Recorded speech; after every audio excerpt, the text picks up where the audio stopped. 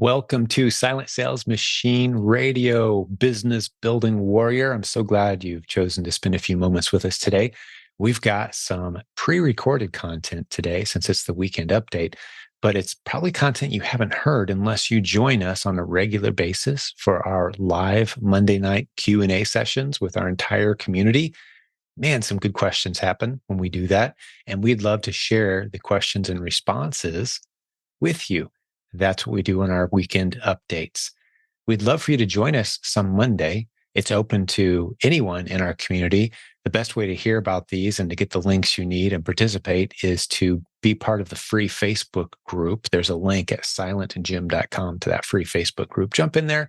Most Mondays we go live. Quite often it's me. Sometimes it's some other folks on our leadership team answering any e-commerce or Amazon questions. Then we compile the best questions and answers into a weekend update for those who couldn't make it to the live session.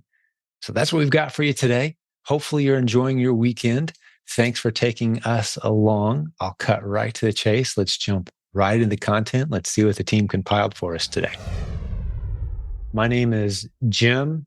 I'm the guy that founded this Facebook group that you're a part of if you're listening to this live. If you're listening to the recording, there's a Facebook group associated with our podcast. And you're probably maybe listening to that if you're hearing the recording, but there's a link to both those things at silentjim.com if you don't know what I'm talking about. Our Facebook group is about the past 74,000 members.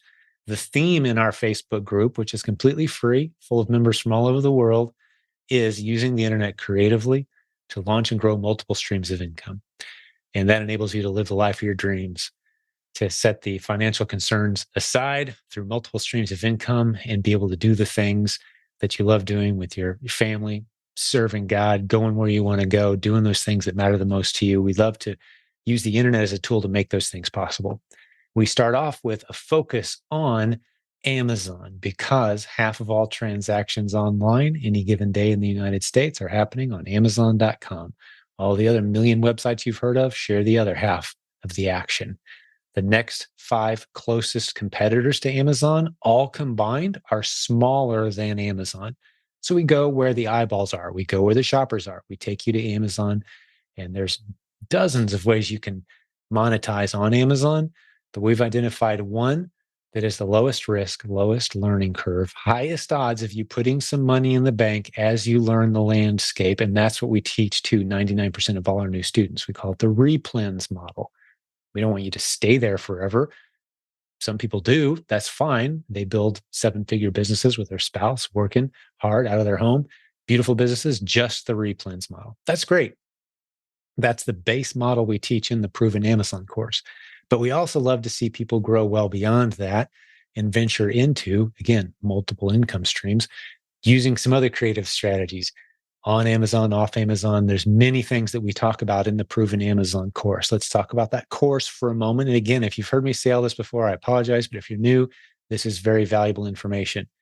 The Proven Amazon course is a library of virtually every possible strategy you can imagine that involves earning a great living using Amazon as the platform. There's many ways to make money there, but we start everybody out in the same place. And then you kind of graduate up. We have a bit of a pyramid shape, or you could think of it as a target, a bullseye, where we start you in the middle and you kind of earn your way out to the outer rings. And you can do them all, you can do some, but until you know the basics, it's pretty difficult. So we teach you the basics, help you put money in the bank while you learn. We call it earning while you're learning, just in time information. There's nobody who knows all there is to know because the game is changing every day. I've been doing this 20 years and I feel like I'm still getting used to the territory. I feel like a brand new baby in diapers in this whole thing. But that's the only income my family and I have had for over 20 years. We've homeschooled 5 kids, raised them in an environment where their mom was available and home. She doesn't earn an income. 100% of her income is internet-based income streams. That's what we do here. That's who we are. We love training other people how to do it. And let me just mention our podcast one last time, silentjim.com. You'll hear hundreds of our students interviewed, success stories. I did one today.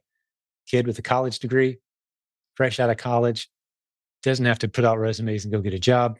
He's paying for his world travels with the business in his pocket, doing Amazon replens. starting to get a little bit into wholesale now that he knows the landscape. Probably going to do some branded bundles as well, which you'll hear us talk about as one of these other strategies. He was a coaching student who loved the program, as you'll hear when the episode goes live. And he also recently became a coach on our team. We have about 60 coaches on our team. If you want to work with one of them or have a conversation and think about working with one of them, there's a link at silentjimdotcom. You can get on our calendar, have an extended conversation about your e-commerce business, and see if it makes sense for you to work one-on-one with someone from our team. Maybe all you need is a course. Many of our success stories on our podcast are people who just used the proven Amazon course. That's all they needed. Some people only use the podcast. That's completely free. For many people, that's all they need. That's great. We don't want to give you more than what you need. If you're ready to go further faster, that's when a coach makes sense. If you're kind of taking your time, feeling it out, please take your time, feel it out, listen to some podcast episodes. That may be more than adequate for you to start to get your feet under you and start to see some success. That's maybe a decent story to start off with. Since you guys joined me tonight, I had an interview with, I alluded to just a couple minutes ago, the guy who's very much in the world spotlight right now because he's actually in Israel right now. And a lot of, he's often considered America's rabbi, right? His name's Rabbi Daniel Lapin. If you've seen him on CNN, Fox News, this guy has, he's been what's the word I'm looking for? An advisor to multiple presidents and senators. And he's spoken before Congress before. He speaks at multiple major business events around the world. His calendar's pretty crazy. But I've had the opportunity, thanks to this community, to become good friends with Rabbi Daniel Lapin and Susan. They've got a new book out. I did an interview with them. Actually, the first place he went to do that interview when he launched his new book was to us. So I can say that the first interview with his new book was with me last week. And we recorded it well before he left for Israel. The book is called The Holistic You, if you're listening to the audio later. The Holistic You by Rabbi Daniel Lapin and Susan Lapin. So we recorded the whole thing, and they set off for Israel last week. And I was frantically texting him Sunday morning, making sure they were okay as the news events unfolded. So pretty crazy that they're right in the middle of it. But that's part of what I've been doing today was readjusting that interview and getting it ready for you guys so you can hear it as soon as possible, because it was recorded again before Israel was attacked by the terrorists. So it doesn't really have that theme at all, but he's in the news now. And I hope his book does really, really well as a result of the exposure he's getting, because it's a phenomenal book. Happy to answer questions about it as well. But it basically talks about integrating the 5 F's, he calls it: faith, family, fitness, finance, and friendships. How they all integrate together, how you can't abandon any of those 5 and expect to live a great life. If you sacrifice any of those areas, you're going to suffer in some other areas. That's the theme of the book. All right. So that's my introduction. So the Proven Conference, like I said, we've done this 12 years in a row. Last year, we had about 650 people there, which is phenomenal. We've already got sponsors clamoring to come to the event because it's quickly becoming one of, if not the premier event for Amazon sellers. Nate Bailey and I attended just a few weeks ago Amazon's own event. They've done it a couple times now where they host sellers. They had about 2,500 sellers from around the world showed up in Seattle. And, it was a great, phenomenal event. I mean, Amazon spent millions of dollars. They did it right, from the tech and marketing and just the quality of the venue and all of that, right? Just incredible. But I say our event is better, simply because here's one example of many. Here's why our event is better: because they don't have Amazon sellers teaching at their event. It's Amazon corporate talking to you on slides, stuff you could probably go see in their help menu. It's like anytime they were in the big room, with the whole audience gathered, there was teleprompters on the back wall. You could just turn around and read what they were going to say before they said it. Like, come on, guys, let's have some real conversations here, right? That's what our event is. It's coaches from our team. It's successful students from our community sharing from their heart. In many cases, they've never been on stage before. They're just saying, hey, this is what I've learned. This is what works for me. This is what I'm doing. Open Q&A. We talk about the business, and it's an incredible event. So make plans to be there with us in May of 2024 in Orlando, Florida. The website is The Proven Conference. TheProvenConference.com is the website. Love to see you guys there. Tickets will go on sale soon. That's the best I can do for you. At the last event a few months ago, our 2023 event that happened a few months ago, At the end, we made an offer to everybody in the room. Like, if a few of you want to buy tickets now, we don't know a lot. Here's the dates. Here's the city. We don't know a lot. Hundreds of people bought tickets then. It was insane. We'd never done that before. Huge reaction to the event. So I think it's going to sell out. At least VIP will almost certainly sell out. So you do want to keep an eye on when tickets go on sale if you hope to join us for that event. It's going to be bigger and better, just like we've done every year. It's got a great reputation in the industry. How are you doing today? Hey, I'm blessed, my friend. Good to see you. Thanks for joining me, man. I'm glad to hear that. I finally figured out how to get the camera on, so I guess I'm improving. Great job. Looking good. Today, me and my son went out because we know I'm watching the Q4 stuff, talking about, what Black Friday and Cyber Monday and Prime Days and all that are days when we should be shopping. So we went out today to get an idea, and we were looking in Walmart, and we also went to a store called BJ's, which is like a Costco, right? A Sam's Club type thing. Okay. So we started looking for things. He was in there the other day and saw a bunch of Lego stuff where they had it roll back. So we said, well, if it's rolled back a few bucks, that's a few dollars more that we could probably add to the profit level. So we went in there today and we looked and looked and looked and looked, and everything was either the same on Amazon. I know that I don't have to worry about the buy box price. So, but I mean, it was ridiculous trying to come across anything. And that's my first part of today. And my other part that I need to get an answer on is I'm a little confused as to when you start out, you want to test product. So I want to test a couple of products. So I got to go buy those products at a regular price or whatever I can get them for. Go into Amazon, see how they sell. They sell really good. So now I decide, yeah, it looks like I'm going to sell 10 a month. So I purchase 10, which will also cover me on an invoice if I buy it from Amazon. And this is where I'm having a lot of confusion. I'm reading different things from people and it's confusing the heck out of me. Okay. Well, I detected a few implied questions in there from what you just said, and I'm going to tackle them as best I can. And these are all things that I've said before on past Monday nights as well. If you want to check some of those recordings out on Saturdays, the podcast would really help reinforce this. But you're coming at it from a lens that I would say about 95% of our students come at the business.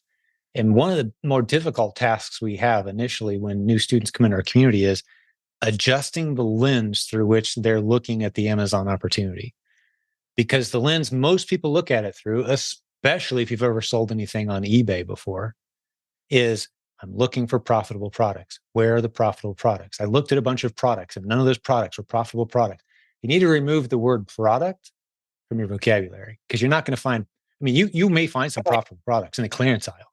You may go to Walmart and see some stuff marked off 75%. You can flip it. Yeah, I can train you how to do that in about 10 minutes. That's not a skill that's going to help you build a sustainable long-term business, right? You're not looking for products. You're looking for test-worthy ASINs. So what's the difference?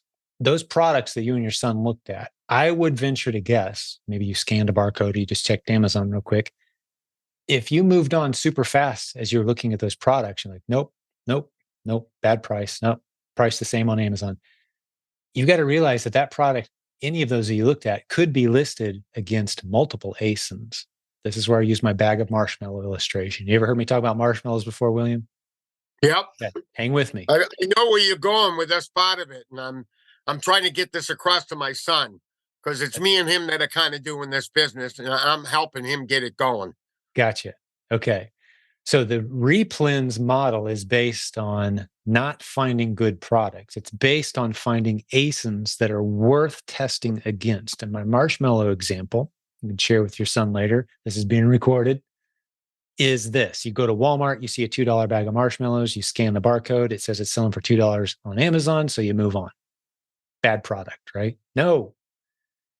What you should do instead is you type in the brand name of those marshmallows, maybe not even the size of the bag you're looking at, just the brand name. And you see, I'm just going to say 80 listings. That's not unreasonable. 80 listings that pop up right away with different combinations, 2-pack, 3-pack, 3-pack, and a Reese and a Hershey bar, a s'mores kit. You see all different ASINs. And then you start researching those ASINs to see if any of those ASINs are worth you testing against. And that's where the skill comes in. And there's a whole bunch of lenses that you could run those ASINs through to determine if you're going to test them or not. But we do have some pretty basic 3-step tests that the Olsons have come up with just to give you a general idea. Is it a perfect system? Is it an all-inclusive system? No, but it gives you a rough idea. Is this worth my time or not? Pretty fast. You can tell if it's worth your time or not to pick up, say, 6 bags of those marshmallows to sell against the ASIN that has them listed as 2-packs for $12. And you can buy them for $2 each. So you got $4 invested. It's selling for 12, at least occasionally. It's worth testing. It's dropping 30 or 40 times a month. There's 10 other sellers, but it seems to be moving fast enough. I'm probably going to make a sell or two. I won't know till we've been in it for at least a month, right? Now, I just said a lot of words there, but basically I'm illustrating that you don't pick up a product and decide if that product is good or not as a replen seller. You let that product lead you to a list of ASINs that are worth investigating, and then some of those are going to be test-worthy ASINs. Now, you also mentioned having 10 units. If there was one molehill that I could remove off of your radar that feels like a mountain as a new seller, it would be the ungating. Simply stated, ungating is a matter of selling a few items, and it vanishes as an issue almost completely off your radar. Right now, as a new seller, sometimes when you see brands, Amazon's going to say, whoa, hold on, William, you can't sell that. We need to see an invoice with 10 units before we'll let you sell that product. You get frustrated. Oh, I got to go buy 10 of this. No, what you need to do is sell the stuff you don't have to worry about sending in an invoice for. Sell 30 or 40 of anything. And suddenly Amazon's not going to request those 10 unit invoices from you anymore, for the most part. That's why we always talk about those common categories that we really want sellers to focus on, where you're very unlikely to get invoice requests, because after you've sold a few items, those invoice requests are going to magically, for 90% of the items you're going to encounter, they're not going to be required any longer. Amazon is just going to say, hey, you're not approved to sell this product. Would you like to approve to be eligible? And you click a button, yeah. And Amazon says, congratulations, based on your great sales history, you've just been approved. No invoice needed, no 10 units needed. But that's after you've sold a bunch of stuff. So what we see a lot of sellers do is they really get stuck in the mud, spinning their wheels, saying, oh, I'm not approved to sell it. Oh, I'm not approved to sell it. It's easy to find stuff you're not approved to sell when you're new. It'll be hard to find stuff you're not approved to sell after you've been around a little while. So that's the 2 issues that you pointed out. There's a reason why it takes a few hours worth of training to get into these things and to do them. The best way to learn is just to do it. Buy something. Go lose. Here's your homework. Go lose $30 selling stuff on Amazon. Make it happen. You're going to learn so much that I could sit here and talk for 5 hours and you could pay me thousands of dollars and you won't learn as much as you learn going out and losing $30 selling against some halfway decent looking ASINs on Amazon. That's what needs to happen. And there's a little commercial for our Kickstart program. I see Robin Joy. She's actually below me on the screen here. Hey, Robin Joy, one of our great coaching team leaders. If you don't know who she is, we got 60 coaches on our team. They're divided up into a few different teams. And coaching leaders manage each of those teams. Robin Joy and her husband, Brian, are great coaching leaders. And she runs our Kickstart program, which is $40 or right about 40, one-time payment. And you get 4 sessions with a coach to help you get through some of these initial startup questions. So, William, I'm going to come back to you and ask how I did in a minute. But let's get Robin Joy on here because I know she's usually got busy Mondays planned. I want to hear from you for just a minute. What's on your mind? How you doing? Did I leave anything out, Robin Joy? Good to see you, my friend. Hey, Jim. That was a great explanation. I appreciate that. And William has been in one of my boot camps, haven't you, William? Yes. Yeah, there. So that is absolutely right. We have the Kickstart Bootcamp to help you get started and figure out how to sell those first couple of items. We actually only have goal of doing one because if you can get one done, You can get more done, but it sure takes away a lot of the unknowns when you go through that whole cycle one time. I see actually a lot of people here that have been in boot camps with us before. Hopefully you got some good information from there and got sent on your way to more information and more stuff. So I'm glad to see you here. Well, I'm going to hit a question that I see from John talking about how long should we let our tests sit before we start to try to drop the price and get rid of them. For me, I never play with my prices in the first month. From the time they become eligible for customers to buy the product, the clock starts ticking. It's not when I send it in, it's when it becomes eligible for customers to buy it. That's day one. And I wait a full month before I drop my price down. So if you're using, for example, one of the dozens of great strategies for finding replans that I call ignore the buy box. That means podcast episode 554, by the way, if you haven't heard that. You send in you send in test units against ASINs that are test worthy, and you've sent in 2 or 3, and you set your price significantly above buy box where it's profitable for you. And episode 554 explains why people are willing to pay more for your units than they are for the people who are priced lower. Happens all day, every day, millions of times a day on Amazon. I go into it in that episode. But if for some reason it sits for 30 to 45 days and no sales happen, that's when I lower the price down to the worst case scenario, which is I get my money back. And that it sells fairly quickly because, again, it's a fast moving ASIN. So if I move down the buy box, it should fly out the door pretty fast. My worst case scenario is make $1 or $2, lose $1 or $2, break even. Right. So that's the ignore the buy box strategy that John's alluding to. Yep. So you wait 30 to 45 days before you touch that price because you've got, if I remember correctly, I think it's 2 months in some cases, maybe more, before Amazon starts charging you any kind of storage fee. So I'm just trying to avoid that unnecessary storage fee by getting rid of the inventory before that date window hits. Otherwise, I'd leave it at a high price indefinitely, unless it's going to expire or something. Right. So that's my answer to that one. That's for merchant fulfill when you send stuff in. Now, if you've got it FBM, you got it sitting in your own garage, there's no reason to lower the price. You can just kind of wait it out, see what happens until you want to get your money back. Not like selling it on eBay. Just let it sit there for a while. If you're merchant fulfilling it yourself and you're sending it out to the customer yourself, you can let it sit longer. But if you're using FBA, you'll want to get it off of their shelf within a couple months, ideally, so you don't have to start worrying about storage fees. All right, buddy, how'd I do? Pretty good. I understood a lot of what you were saying. My problem is I hear it from you, and then it goes into my 70-year-old brain, and I try and put it out to my son 2 days later, and I'm coming from Cleveland all of a sudden. You know what I mean? Sure. So has he sold on eBay before? He's selling on eBay. He's doing eBay that's now very, very difficult transition mentally to make from being an eBay seller to understanding replens. It's almost a disadvantage. I requested if I could record the session, and I guess you gave me permission. Absolutely. So I don't have to worry about repeating it wrong to him now. Yeah, right. You're looking for ASINs, not products. I explained to him about the you don't want to just do the UPC thing. You want to look at other I said bundles, but I said you want to look at other opportunities where it may be a bundle and stuff. And he wasn't getting that concept, and it was probably the way I was explaining it to him.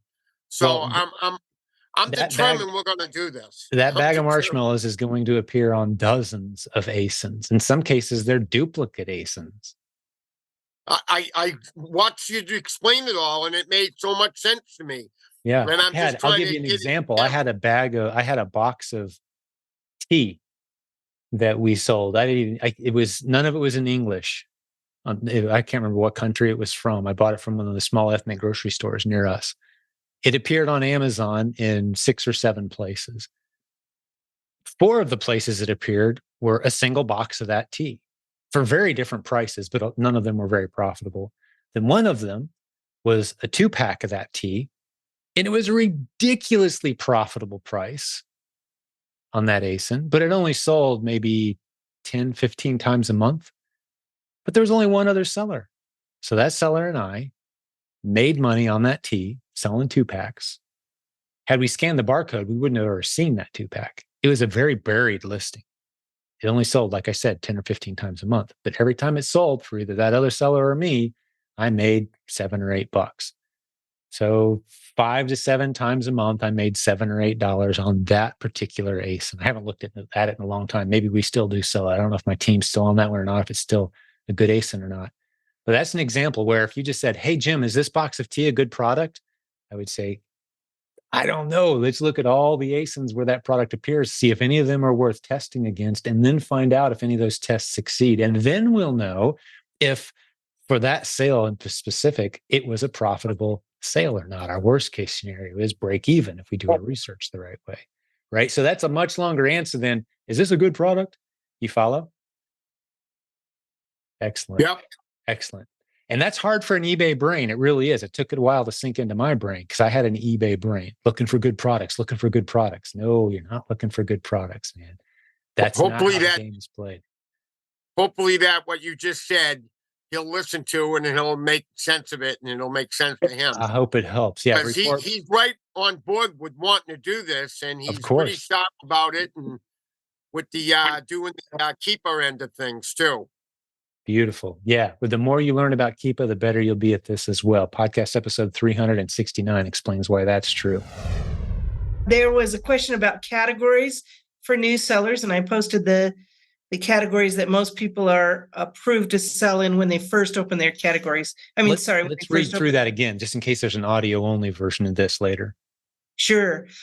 Usually people who first open their accounts will be approved in home and kitchen, arts and crafts, office products, and pet supplies, although not the pet food part of that. The other categories that you might check in are patio, lawn, and garden, sports and outdoors, and industrial and scientific. Those are categories that we see most often. Things change all the time, but recently those are the categories that we've been seeing. And there may be some others as well. Go ahead and check them out and see if you're approved to sell in those.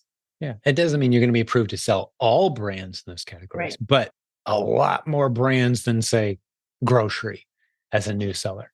Until Amazon knows, likes, and trusts you, they're going to shoot you down for just about all grocery items, for example, and all toys.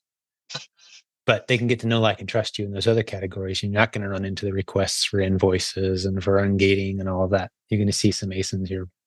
And you got to go sell some stuff at a break even or loss, man. Get those wheels turning. Amazon doesn't know if you're making money or not. All they know is you're making customers happy. You make 30 or 40 customers happy, they start trusting you. There you go.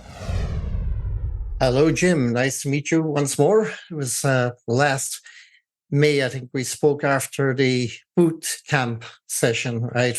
At that time, I was struggling trying to get off the ground because being outside the country and everything else, I had to get up and running with LLC and so on. Still getting challenges every day, but we're knocking each one of them down as we come to them. So I have a new one. Well done. I was ungated on Disney and I thought, yeah, great. I bought one ACE and 3 items of its test. Looked like good profit. Left it sit in my prep center for a week or two and then went to send it in this week. And I was gated again. Mm-hmm. Right. So the challenges I have, first of all, trying to get an invoice is my shipping address and billing address are in 2 different states. That's number one. So I'm trying to work out, I've lost money on this sort of stuff before. I've just given away products. I'm trying to work out what's the best way to handle this. I can't keep doing this, right? Giving away products or trying to sell them to another member. Yeah, I tried buying 10 of a product again off of Lego, and I just cannot get they will not send it out a lot of the time if the addresses don't match. And if I manage to get them to match, they're not matching what Amazon have as my registered address. So any advice, welcomed. Okay, I'm not sure I'm following your scenario exactly. Are you having problems from the place where you're ordering product or from Amazon? Both. Okay. Because my registered address is in Wyoming, where the business is registered. Right. And the prep center is in Portland. Okay, so they're different addresses. So when I go to order some of somebody, they refuse to send it out because the shipping and billing address are different. And then if I go change my billing address to match the shipping address, which I've done, Amazon won't take it because it doesn't match the registered address that they have on file. Okay. Well, unfortunately, I'm not the international seller expert on our team. Have you been through the international AZ course? I have. Inside I got a Food lot of Management course? Does it information. address this at all? No, it doesn't. No. Because I know other international sellers are managing it all day, every day, somehow. Yeah. I do know that for a fact, 100% certain. Yeah. But I'm not sure what strategies they're using to manage. I have reached out to my prep center today and asked them, would they allow me change my registered Amazon address to their address? And I'm waiting on a response, but that might be it. I'm not sure. That might be it. Yeah. Yeah. Okay. Yeah. I just don't know. I mean, I haven't coached an international student. We have international coaches. We have people all over the country buying and selling in the US all day, every day. But on that particular issue, I'm not sure. Okay. I wish I had good information for you. I can't address the other one, though, on Amazon seemingly turning on and off your approval for certain categories during Q4 specifically. Is like that's when they seem to roll the roulette wheel and just randomly turn on and off approvals on people, especially more off than on, just out of an abundance of caution, especially in the hottest categories. It's like I've almost got a bot or something that says, well, unless you've been selling for a year, you're not allowed to sell Disney. Let's just flip that switch. So everybody who's been on the platform for less than a year, no longer allowed to sell, even though you were approved last week. Now you're not. Toys, especially Disney, Nike, all the popular brands, anything that you might see on a TV commercial in the United States, the brands just kind of randomly get turned off for whatever reason, especially during Q4 for especially newer sellers. Those of us who've been around a while, it doesn't affect us quite as much, but they hit us pretty hard on a few pretty big brands last year. I've been around for 12 years. Okay. So, and unfortunately, this is one of those great examples where I'd sure like to have a representative from Amazon here to explain the rationale of why they do that. Because from my vantage point, like you're going to sell less, fewer sellers selling during your busiest time of the year. These are people you trusted last week. Why don't you trust them this week? What's going on, Amazon? Explain the rationale. I've never had it explained to me, but the solution to all of these is always going to be what Brian and Robin Joy say all the time when they do podcast episodes and have conversations and do trainings. The solution to every challenge you're going to run into, especially as a new seller, is always go find more ASINs. That's it. Don't go super deep into any of them. You said 10, you bought 10 units of something like, oh man. So it was three units. It cost them $99, but still it's $99 I could do without losing at this stage. Oh, of course. Absolutely. Right. Yeah. So don't buy 10 of anything was what I was about to say. I thought you said you bought 10 of something. So you're just buying a few units to test. And if it doesn't go well for you, that's when you got to get creative. There's prep centers like Axiom Prep. They'll sell your stuff on eBay for you if it doesn't go well for you on Amazon, and they'll give you the lion's share of the revenue. So there's some creative things that can be done there.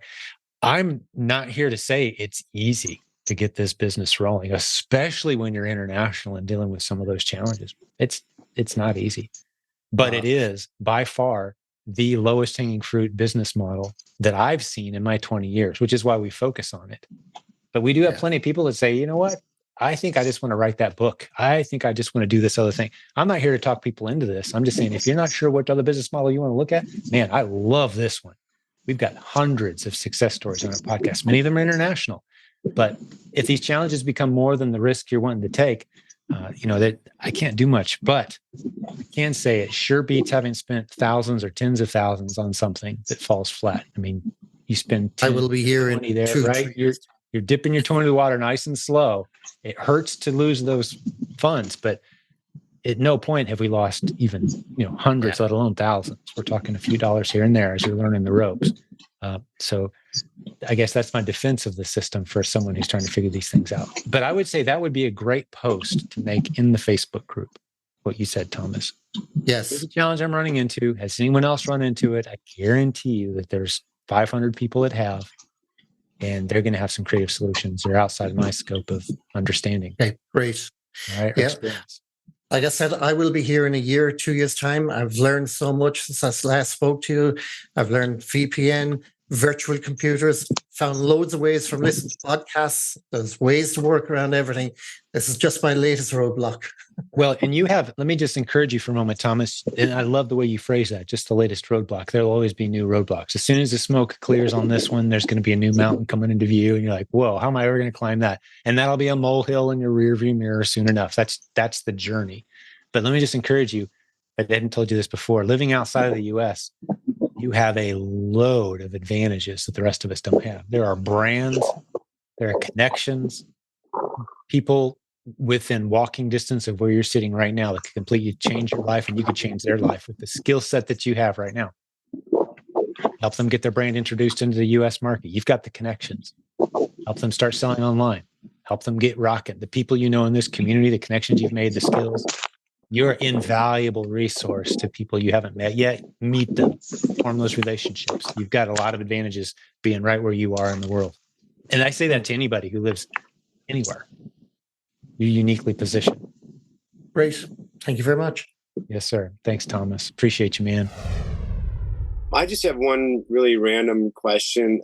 Where are we? October. So I don't know. I think I've been in this now 7-8 months, and I am pretty much not stuck because I can make myself unstuck if I need to, but in the $3,000-4,000 a month kind of thing, which is fine. But it's really from just a tunnel vision kind of store where I got a lot of good ASINs. But I guess on that point, my question is most of the ASINs are non-perishable foods. But then they have some things that are kind of like not clothing, but like bags or things, right? So I notice that the bags want to go somewhere and the food wants to go somewhere else. Is that pretty typical? It's kind of not a lame question, but like, can you put stuff with the food that's not food and expect it to go all into one box? Or do you just expect it? You have to separate that stuff because you know it's going to go to a different destination. You're talking about preparing your shipments, and if Amazon will allow you to combine food products with non-food products, correct? Yes. Gotcha. It's been a couple of years since I did prep at our prep center, but I don't recall ever mixing food with non-food for any shipments that we did. That doesn't mean you can't or that Amazon doesn't allow it, that I recall. Robin Joy, do you happen to know? Does anyone else know? Has anyone else had Amazon allow them to send food and non-food together in the same shipment? It seems like that would be allowed. I've never heard that it's not. Yeah, Because you've got to secure it. I haven't seen that it's not allowed. We've done it before. So Amazon will have you send boxes to different places for where they need that items to be. And sometimes that's what will split up your shipment, but I haven't seen it specifically because it's food or non-food. I mean, if you've got those things sealed in poly bags, I mean, they're shelf stable foods. It's not something that, like meat or something that you'd have to worry about. So I have never seen a problem with it. Okay, cool. Yeah, it just happened once actually. And when it happened the first time, I'm like, well, I'm just going to send all these bags or whatever they are in a different box and just get a ton of them. And then just do all the food just because I didn't want to go through the whole what I did learn is you don't seal up that box until you know that Amazon will allow it to be in one box or not. So never seal up the box until you know that, right? I don't know. So silly. Yeah, wait till Amazon's good to go to seal it. Yeah. And I'm not the prep expert. Actually our son Ty, who's recovering from a surgery here a few days ago, he is. Yeah, I saw that. He's one of the leading prep experts probably in the community. That boy is a machine. I need him. If I could get him in here, he'd be like, if he could talk. Okay. He'd tear that one up, man. That's his world. Yeah, I was so proud of him. We had a breakout session where he was actually up at the front last year. It was our special need kiddo. If you haven't met him, everyone loves him when you meet him. You know which one he is when you see our family. And he is our prep master. He checks expiration dates and weights and just so precise with everything. He's invaluable. So he would know, absolutely, but best policies and procedures on all this. Hey, one last quick question. When there is something that doesn't have an expiration date on it and it is like a perishable, non-perishable, Yeah. I don't know what, but it doesn't have one. Is it okay to just go a year from the date? Some people do. I can't give you a blanket statement. The letter of the law would be you contact the manufacturer and ask them what the shelf life of the product is, and you use that. Okay. Yeah. But I know plenty of people that say it's shampoo. I don't see a date. They're asking me for a date, a year, whatever. Right. I know plenty of people that do that. I'm not saying they should. I'm not saying I do. Amazon, I love you. I love your rules. Your lawyers are awesome. But that's what a lot of people do. Right. Okay. Awesome. Happy Monday, everybody. Thanks. Thank you, sir. Good stuff. Appreciate it. Sorry I was late this evening. Hey, we'll let it pass this once. I was busy sourcing, actually, sort of, and good for working. You, man. Q4. And then I looked at the clock and I said, "Wait a minute, I had a question tonight." Awesome. Well, let's hit it. I try to be here anyway. I feel that it helps me stay connected. Yeah, it can be a lonely business. We're glad you're here. And hey, Amelia kicked on her camera. I see you. Good to see you. My question is, well, first of all, I wanted to report that I broke my 500 unit sale today. Nice. Good for you, man. That's a big deal. Yeah. Congrats. I found that out by trying to log in the Replin dashboard and I couldn't. Oh, yeah. 500 free. They have the free 500. Yeah. So he's got me on the hook now. Jimmy Smith. Nice. I was looking at I saw the proven bot sourcing that you had put out there.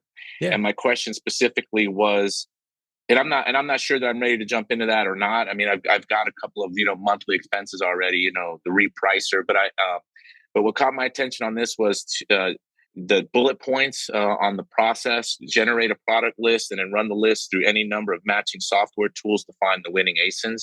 Will that work with SellerAmp? Is that a software tool that would work with that product list? Yes. You can use SellerAmp in conjunction. I mean, you're generating basically what the bot teaches you to do. For those who don't know, provenbotsourcing.com is a class. Nerds pick it up right away. Non-nerds takes a little more work, but you'll get there. And basically, you can go to any retail website and scrape the entire thing, even if it's spread out over multiple pages and multiple categories, and you just turn it all into a spreadsheet that's got product name, product description, price, that. And then you can just pop through. And that's one of the new tools that just came out. Profit Seeker Pro is the name of the tool. It's just like $9 a month, but it lets you pop through either that list or any other list you've got. Maybe you've got a VA that's given you, you've been buying leads lists for months or whatever, and you've got them all compiled, which we don't suggest for new sellers, by the way. But so you've got them all compiled in spreadsheets. You can just pop through super quick, and it will help you. It sits on Amazon.com and helps you pop through a leads list really fast. No matter how you generated that list, it could be a wholesale list from a wholesaler you got a hold of, or it could be any list of ASINs, potential ASINs of products, basically. And it's going to find the tool that Joseph set up for us at profitseekerpro.com. It's going to help you pop through and do a keyword and UPC search and find. So you can look at the page like it was those marshmallows. It would find all 12 or 15 bags of marshmallows sitting on your screen. You look through very quickly, are any of these test worthy, which requires visual inspection to know, right? So that's, the tools that we have, I always have to keep separate in my head, the tools that we have coming and the things we have coming versus the stuff that's already out there. But those are very valuable skills based on where things are going and the kind of stuff that's coming in the future. It just keeps you one step ahead. It's kind of like for me, I've got my hazmat approval on Amazon. It's just a little thing that I don't know what percentage of Amazon sellers have hazmat approval by, let's say 20%. So there's 80% of the sellers out there that I don't have to ever compete with. Right. If I've got the bot selling strategy and I can scrape through a website faster than anyone else can, well, now I'm faster than 90% of the Amazon sellers out there that might be trying to do the same thing I am, right? Just all these little advantages stack and compound. So I can't say, go do it now, but it makes sense to do it sometime. I'll do it at some point as a PAC member, but I was looking at I'll jump into it now. But anyway, I mean, I have like I've created sort of a little routine now where I am able to find a test-worthy ASIN in about an hour, and then I just jump on Replin dashboard and I buy all the replens that I need, and I just do like 2 hours a day now. And it's kind of just gotten into a pattern. And then nice. Sunday we get our shipments, and Monday morning they go off, and that's how it's going every week. So, and I love it. And just the fact that you've built that system, it's kind of like the day as a parent, I saw my son ride his bike by himself. I knew he had the skills and the balance if he wanted to it someday. Ideally, he wouldn't before he's 30, but buy a motorcycle, and the same balancing skills apply. A lot more power, a lot faster. Same balancing skills apply. You've got the basic system skills now, and that's a Brian and Robin Joy analogy, by the way. I loved it. I've loved it so much. I've heard it. Right? But it's it's that same basic set of. But until you have that basic set of skills, it just feels impossible. You set a kid on a bike with two wheels, and they fall and hurt themselves over and over. And over, right? It's like this doesn't make any sense. There's no profitable products. Amazon's not approving me for anything. Like this banging my head against the wall. And a funny story is that I got a I ungated in grocery. I did like a cheap 10 product invoice and sent it in and got ungated. And haven't really used grocery since. Really, I still don't source. I just don't. That's not where the niches I've been finding. We had a podcast guest that they spent $2,500 to have someone help them get ungated in topicals, and they've never sold topical. Very successful too. They've just never even been in like don't spend money, time, or energy on trying to get ungated in categories. Guys. It wasn't worth it. Yeah. So when you see exactly. Yeah. Well, anyway, thanks for your time. I appreciate it. You guys are helping me out. I'm having a great time. I love it. Awesome. Good to see you, Renee, man. Thanks for popping in with us tonight. Vin has a question. It says, when you're outsourcing, making sure on Keepa that the price must be at least break even at its low on the graph, how far are you going back on the Keepa chart to see the low?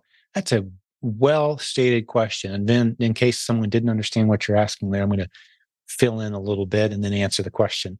So one of the strategies that we teach for finding test-worthy ASINs is what we call the ignore the Buybox strategy. Podcast episode 554 at silentjimdotcom explains that strategy. It's just one of dozens, but it's a very popular one because it tends to resonate with people, because you can go out and buy stuff and sell it for more than what you found it, even if it seems to be priced pretty aggressively on Amazon.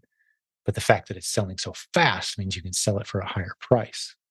But you want to be careful that you're mindful of your worst case scenario if it doesn't sell at a higher price. You don't want to lose $20. You want to ideally break even. So Vin's question is, how far back on the graph am I going to look on the Keepa chart to see the price history in determining what my worst case break even typical buy box price is?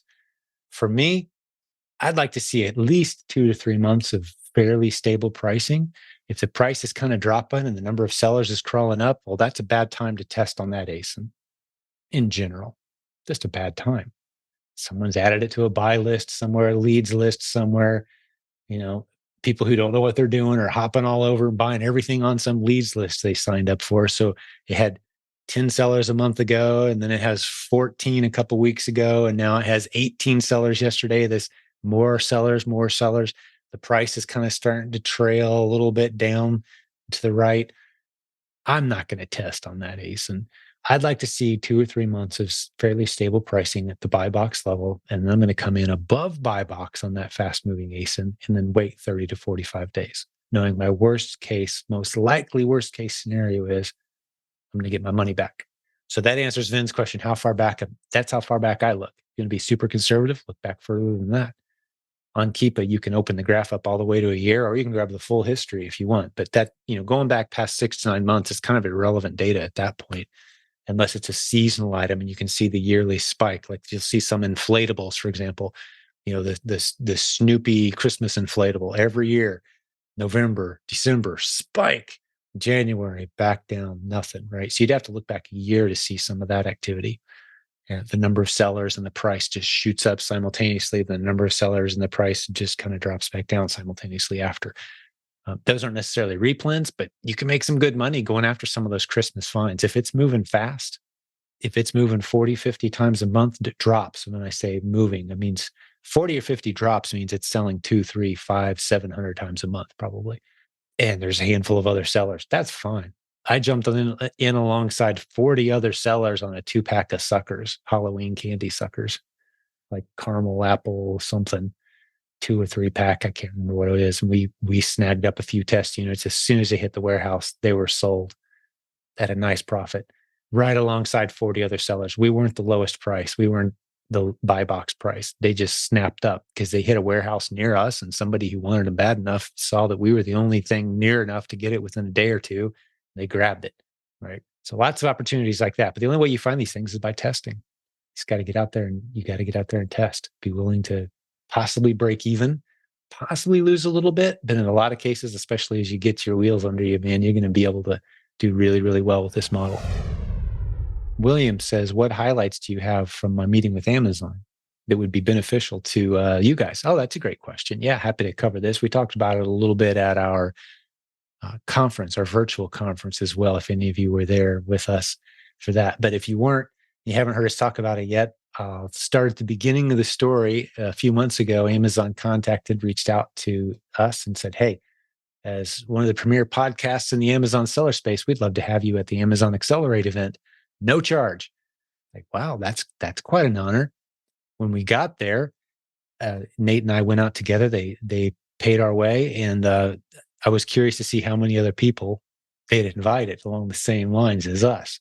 I was expecting a lot of other Amazon seller podcasts. Well, we were, to my knowledge, there was one other. I don't know if they were considered media or not. We did run into a couple other of them, but they paid for us to be there, which is really cool. Anyway, there's about 10 or 15 at this meetup beforehand, but it included magazines like Bloomberg, the business magazine, and some other, highly recognized business news sources. And they wanted us there with them, which is cool. But the thing that really stood out to me, and I'll get to the stuff that's beneficial to us as a community in a moment, but one of the other things is that I love when this community gets the recognition that I think that it's earned in the space. We were the only ones that got an interview with anybody at the director level or higher at Amazon, the entire event. They sat down with us, and that interview is 2 or 3 episodes ago. You can listen to my interview with Claire O'Donnell is her name. She's at the director level. Like I said, anyone who has a job at Amazon that faces customers, sellers specifically, you, me, anyone who sells on Amazon, she's in charge of the team that manages the people who serve Amazon sellers. So I got to sit down with her and have a good interview. And I'm trying to build relationships while I'm there and get more connections and call in a favor here and there kind of thing. When we have customers and students that hit a snag, we like to be able to take care of you guys. And while they can't show us any favoritism, it does help to know people who know people when things that just don't make any sense kind of happen sometimes. And you can have another set of eyeballs maybe at Amazon go, wow, yeah, how'd that happen? That doesn't make any sense. Yeah, we can fix that. Rather than waiting in line for who knows how long to try to fix some of these challenges. So that's what we're always trying to do, especially to serve our coaching students and our serious students. So we made a lot of great connections while we were there. Amazon was very open to hearing our concerns, our worries, the things the coaching team is running into with our students. And as well as we showed a lot of gratitude. They have fixed a lot of challenges for Amazon sellers. It's a way smoother path in so many ways than it used to be, but there's still some bumps in the road as well. It's always easy to find people who are complaining about just about anything, and people are having a bad day. And some people seem to only share the bad news and never any good. But we've got a lot of people building beautiful businesses. Amazon recognized that. It validated a lot of the things that we're doing around here. One of the premier success stories that Amazon shared on stage, there was 3 stories that they highlighted. One of them was a lady who's now going to be part of our community. Her name's Kim Shanahan. She was on a podcast episode not too long ago. She runs a $1 million business selling on Amazon, selling branded bundles, which is one of the strategies we talk about a lot. Amazon highlighted her branded bundle business as one of the premier success stories. They actually gave her a $50,000 grant for her business because her entire team is special needs adults. Really cool story. And Amazon was inspired by it. The crowd was inspired, about 2,500 of us in attendance there. And it was a solid experience. We plan to go back next year. I'd like to take a big contingency of sellers from our community to kind of represent who we are as resellers. Because remember, from Amazon's vantage point, there's the reseller community, there's the wholesalers, there's the brand builders. So they really kind of divide us into 2 categories: people who are selling their own brand and people who are selling other people's stuff, right? So it's kind of there's 2 different kinds of sellers on Amazon. And Amazon pours most of its resources into serving the brand owners while knowing about 35 to 40% of everything sold on Amazon all day, every day is from the resellers. That's how they keep the shelves filled. That's us. That's the new seller strategies that we teach around here. Launching a brand on Amazon as a new seller, you have about a 95% chance of failure, which is why we don't teach it to new sellers. But I am talking to one of our high-end private label success stories. I talk to him. Actually, we have a call every week, and he's doing about he'll probably do between 13 and 16 million just on Amazon with his brand this year. And that's a fraction of what he's doing in retail stores. Fraction. Huge brand. Came out of this community.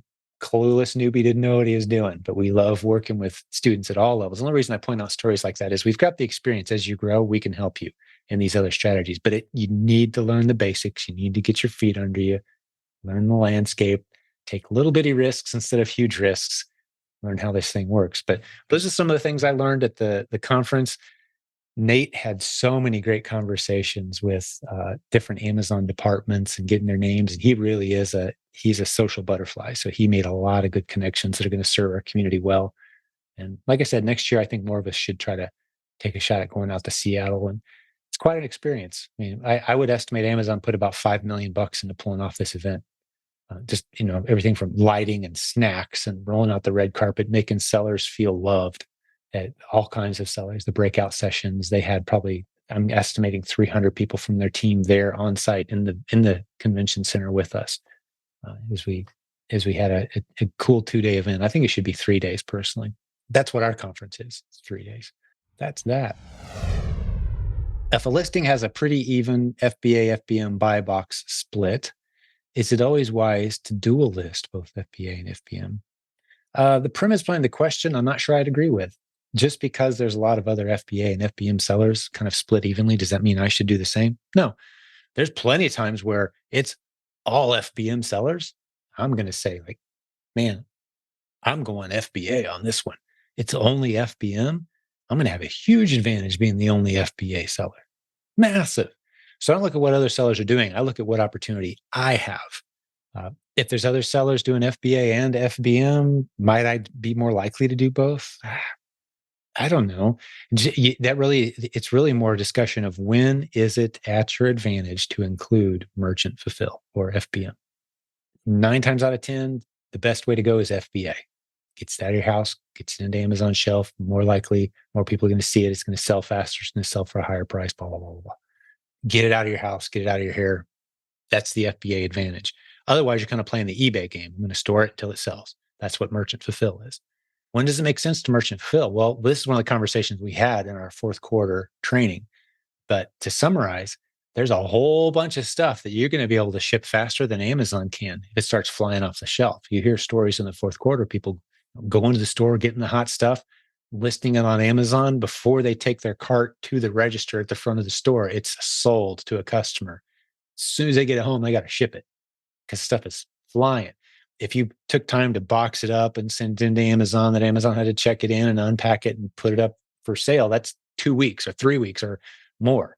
Why not just sell it right now? So that's when I get excited about merchant fulfill. Is it's a nice way to move stuff faster if it's a truly hot ASIN. But there's a lot of nuance to FBA versus FBM. In general, if you're new, you want to get good at FBA. That's the whole advantage of getting this business out of your hair, building a system, not touching your inventory, let someone else manage it. You don't have to go find stuff when it's time to ship it. You want to learn the FBA system. Hey there, quick question. Toying with making a how-to card, arts and crafts type item. Is there anyone in the community who has had success with something like this? Oh, making a how-to card and including it with a bundle or with a product? Absolutely. You know what course you would love is our proven branded bundles.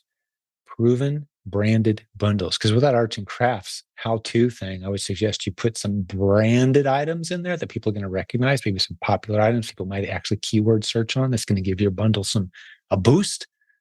And then you can distinguish it by including some value add items, such as an instruction book or those other kinds of things. You want to make sure that you're adding significant value to the bundle and not just some kind of, sticky note with your logo on it. Amazon's not going to like that very long, and that bundle will get shut down. But if it's truly a valuable product added to a bundle with some other name brand recognized items, those kind of bundles, we're seeing some tremendous success in our community from a lot of our students right now.